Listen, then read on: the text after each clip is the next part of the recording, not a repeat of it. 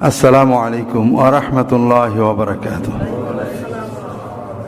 আলহামদুলিল্লাহ ওয়াসসালাতু ওয়াসসালামু আলা রাসূলিল্লাহ ওয়া আলা আলিহি ওয়া আসহাবিহি আজমাইন, আম্মা বা'দ। আল্লাহ তাআলার মেহেরবানি যে আল্লাহ তাআলা আমাদেরকে জুমার দিনে সুস্থ শরীরে মসজিদে নিয়ে আসলেন, আলহামদুলিল্লাহ।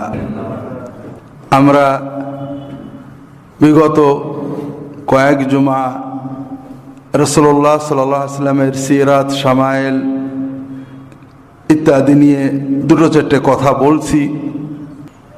আমরা গত জুমায় আলোচনা করছি যে রাসূলুল্লাহ সাল্লাল্লাহু আলাইহি ওয়াসাল্লাম আমাদের জীবনের সাথে সার্বক্ষণিক থাকবেন। শুধু একদিনে এক মাসে আমরা তার জীবনে আলোচনা করব, অন্য সময়ে না, অথবা আনুষ্ঠানিকভাবে করব, ব্যক্তিগতভাবে না, এটা ঈমানের দাবি না। এজন্য আমরা প্রত্যেকেই সিরাতুন নবীর উপরে ভালো ভালো বইগুলো পড়ব, রাসূলুল্লাহ সাল্লাল্লাহু আলাইহি ওয়াসাল্লামের জীবনী, তার হাদিস, তার কথা ভালো ভালো বই আমরা পড়ব। তিনি কি বলেছেন? আমরা সাধারণত মানুষকে ভক্তি করতে চাই, কারামতি শুনতে চাই।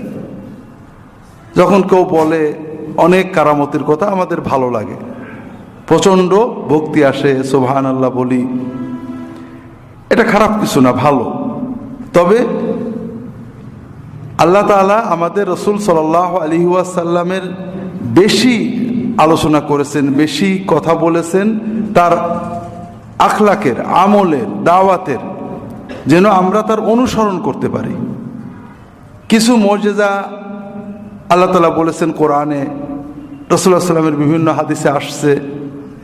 কিন্তু এই মুজিজার উদ্দেশ্য শুধু মুজিজা শুনে চলে যাওয়া নয়। মুজিজা শুনে রাসূলুল্লাহ সাল্লাল্লাহু আলাইহি ওয়াসাল্লামের ঈমান পূর্ণ করে তার অনুসরণ করা, তার মতো চলা, এটা হলো উদ্দেশ্য। এই জন্য রাসূলুল্লাহ সাল্লাল্লাহু আলাইহি ওয়াসাল্লামের জীবনী, সিরাত, শামায়েল পড়তে হবে, কথা পড়তে হবে, সুন্নত পড়তে হবে, হাদিস পড়তে হবে।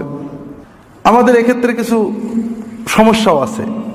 যেমন একদিন, বোধ হয় কয়েক সপ্তাহ আগে বা হয়তো 2 মাস হতে পারে, আমি বিশ্ববিদ্যালয়ে যাচ্ছি।